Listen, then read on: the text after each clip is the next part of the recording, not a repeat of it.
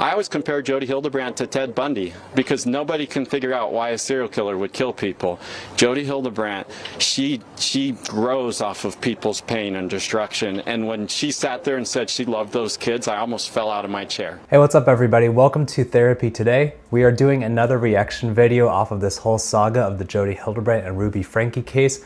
After I posted the video reacting to Jodi Hildebrandt's sentencing hearing yesterday, there were a lot of comments requested that I react to Adam Steed's statement outside of the courthouse after both of the hearings were done. Now, Adam Steed was a former client of Jodi Hildebrandt, and he has been very outspoken through this whole process about how Jodi Hildebrandt's practices were unethical, wrong, immoral, and how she's using the cover of the Mormon Church to be able to continue picking up clients, continue to sell her particularly twisted brand of mental health. As you also see in this video, he's very outspoken about how the Mormon Church is tied up in all of this and just letting Jodi Hildebrandt take the fall. So when Adam Steed spoke out against Jodi Hildebrandt for the first time, this would have been over a decade ago at this point, he has lost a lot at the hands of Jodi Hildebrandt. Talk about his emotional response to the hearing and the results of what he has heard and what he thinks the next steps should be. As always, please like and subscribe, especially as we're going through all of these different reactions really quickly. Make sure you stay up to date with our content. I know that I'm planning to film a reaction to Ruby Franke's hearing as well, and so that'll be something that's coming down here maybe in the next week or so. So make sure you like and subscribe, stay up to date with our content, and turn on notifications.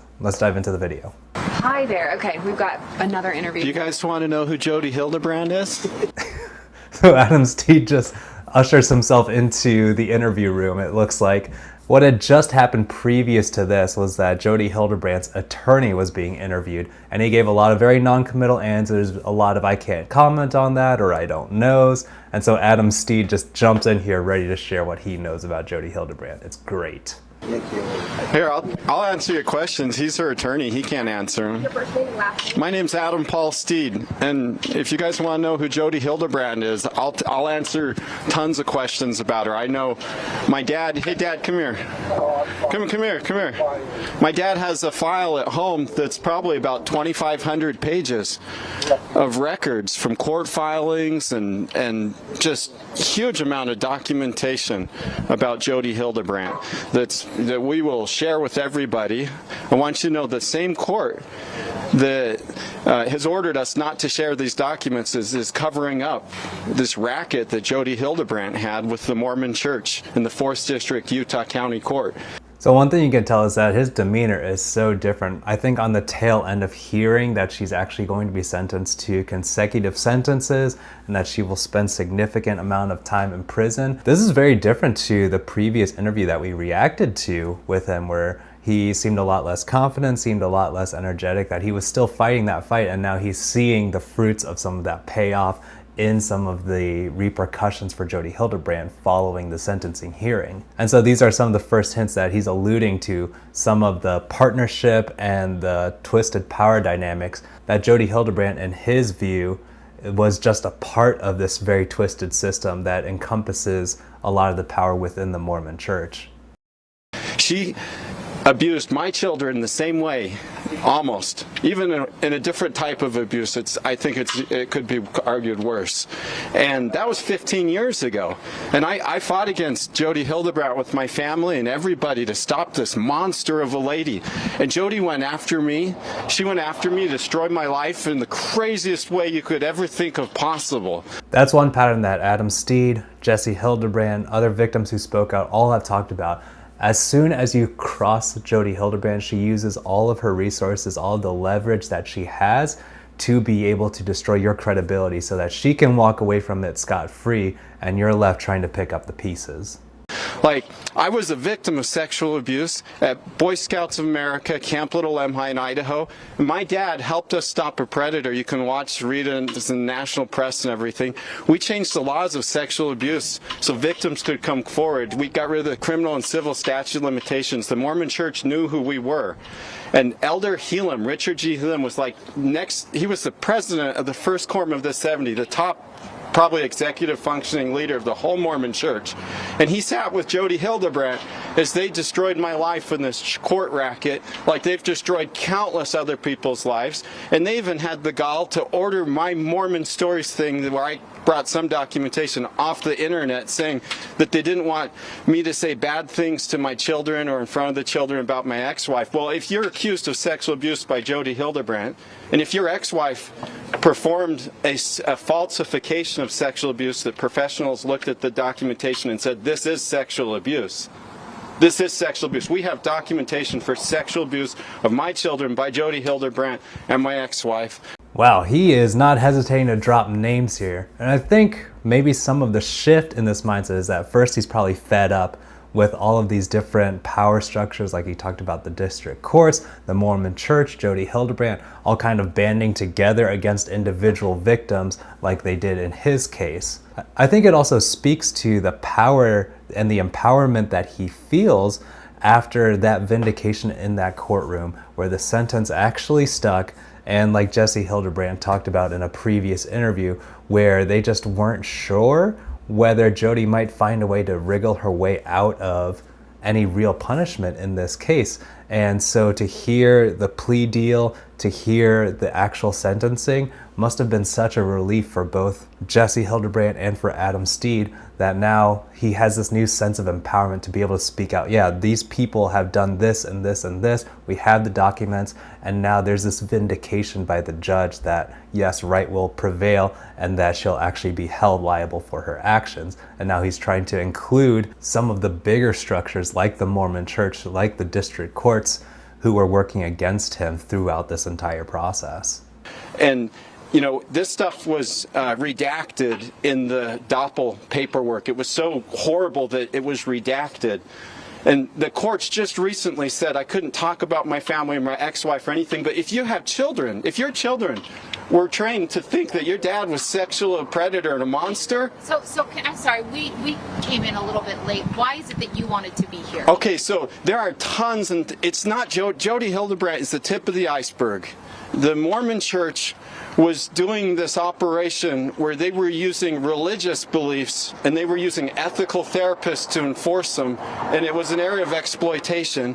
We talked in a separate video about the mixing up of religious beliefs and therapy, and there are separate wings of like Christian counseling and biblical counseling and any other kind of like religious-based counseling. Those are separate from professional counseling, but he's saying that even ethical counselors, I guess, were co-opted into this system just by the nature of their relationship with the Mormon Church and just how influential that was in the way that they worked. Now, obviously, Jodi Hildebrandt was not one of those ethical therapists, but you could see how when power tends to move in a certain direction, people who are well-meaning and well-intentioned can also be caught up in that current. And it was a horrific area. It was exploitation because it created horrible divorces that should have been normal divorces. We're talking about hundreds and thousands of families going through these courts. And Jodi was like an icon. Her doctrine.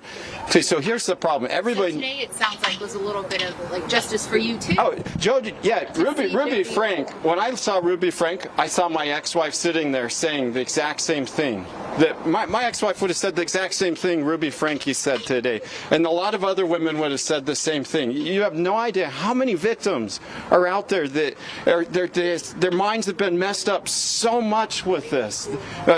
Well, that's really hard to hear, that Jodi Hildebrandt's and maybe by extension the Mormon Church's teachings were so prevalent, so pervasive, that he could listen to Ruby Franke's statement and be able to say, my wife would have said the exact same thing. And I'm sure that must have been really hard for him to hear in that moment, but just the fact that there's a recurring pattern, like he said, over a decade of evidence showing how she has done the same pattern from 15 years ago when he was a client of hers till now when Ruby Franke is saying the exact same things. The prosecutor said that he said that the children thought it was their fault. All of the adult men think it's their fault. All of the women think it's their fault. I have had countless emails and messages. Sorry, what was your name? I'm Adam Paul Steed. So this reporter seems very intent on interrupting him. But what he's saying speaks to the emotional abuse component of that. Like we talked about in previous videos, emotional abuse is using fear, manipulation, instilling a sense of fear and helplessness into somebody so that you can control them. And so over time, Jodi Hildebrandt has created these situations where the children feel like they're responsible for maybe their families breaking apart. Obviously, there's been a lot of discussion about how she treats men and how she talks about the husbands in these relationships being dangerous to their families, and so they need to separate from the family, as we saw in the Franke case, and how then they'll blame themselves for their family falling apart. And then I'm sure there was something special for the women as well. But in all of this, the common thread is that it's not Jodi Hildebrandt's fault. It is the child's fault, the husband's fault, the wife's fault. And they take on that mentality that perpetuates this pattern of them being the problem. It's my fault that I'm getting punished, all of these things. I'm the guy that got Jodi's license from Doppel removed. Well, my dad and mom get the credit. But, you know, and they said that the Doppel department said, we have evidence here for criminal charges against Jodi. This is 13 years ago. It's identical stuff. So I almost like fell over in the courtroom when I heard Jodi say that she loved those children. That's crazy that Doppel, which is the licensing agency in Utah, said at the time, 13 years ago, that they had enough evidence for criminal charges against Jodi Hildebrandt based on what she did to him. And now we're talking a decade plus later, and only now is she starting to be brought to justice for all of the things that she's done. I can easily see why he sees a conspiracy in all of this. Jodi doesn't love children. Jodi's like Ted Bundy. In fact, one time I was in a Do you feel that she should have a longer sentence than Ruby? Jodi, here's the problem. Somebody hits a person and runs. That's like two variables, a car and someone running. They catch them. Jodi's got like 30 variables, including a huge issue with the Mormon Church racketing. I mean, they're all ducking low and covering. In fact, I looked at an email, and I can show this to you guys. This is factual evidence, where it should have been a neutral person in the courts. Kelly Peterson, the guardian ad litem, when they were punishing me in the family custody courts, he said that my act to turn Jodi Hildebrandt in was an act of vengeance, and they took my kids away from me. Because I performed an act of vengeance. That's in this court was sitting there completely in bed with Jodi. They've done it. I talked to Doug Thayer's daughter. She saw it. That's really problematic. This sense of he was a whistleblower or he was reporting unethical behavior on the part of a mental health professional, and he was punished for it. He got his children taken away because he was retaliating against Jodi Hildebrandt, when in fact it was the other way around. And so you see that abusive cycle even extend to the legal system that was supposed to be helping the family along. As a word of advocacy to anybody watching this, if you have or see a mental health professional, you can always ask for their license number. And if they are acting unethically, you can call the licensing board in your state to report them, and there should be no retaliation legally on the part of the board, on the part of your therapist or your mental health professional. That is supposed to be a check and balance on the clinical professional, or else the privilege of being a licensed professional in that state is taken away. That's the point of it. Relations, I mean, these aggressive attorneys working with Jodi, Commissioner Patton, all these people know about Jodi. The BYU Honor Code office before they kicked me out of school for being a whistleblower on child abuse, I guess. Jodi Hildebrandt went there and told them I was the most dangerous man she'd ever met in her lifetime.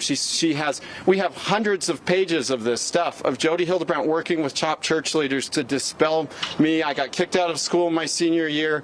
This lady, we've got all this documentation of how she talks, how she walks. Now, here's what I do want to say.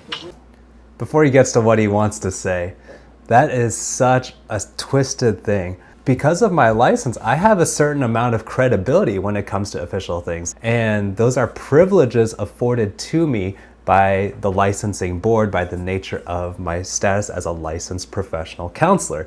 And she was here in Utah abusing that privilege, using that credibility at BYU to get him discredited and kicked out of school. I don't like Ruby Franke, but I don't know her. I just think you have to be a selfish person to fall for Jodi's stuff. She's got a certain kind of carrot that gets certain kind of people.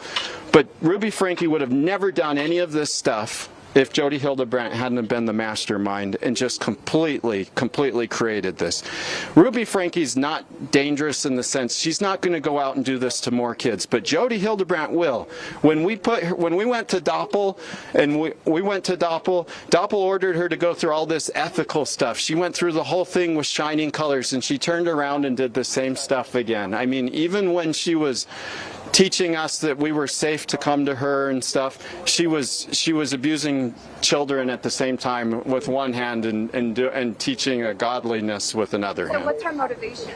For some of those fallbacks and the remedial ethical trainings and all of that stuff, for someone who honestly made a mistake, maybe it was like an accidental disclosure of confidential information, or it was something well-intentioned that somebody just made a mistake and kind of overstepped. Yeah, those ethical trainings will be helpful and just bring awareness so that they don't make that mistake again. If you have someone who is intentionally abusing their situation, they will just use this as another avenue to regain their independent licensure status and keep doing what they're doing, which is what he's describing in Jodi Hildebrandt's case, that there was no remorse, it wasn't an accident, it was a pattern, and she used the leeway that was given to her to retain her license and continue to practice unethically and continue harming people along the way.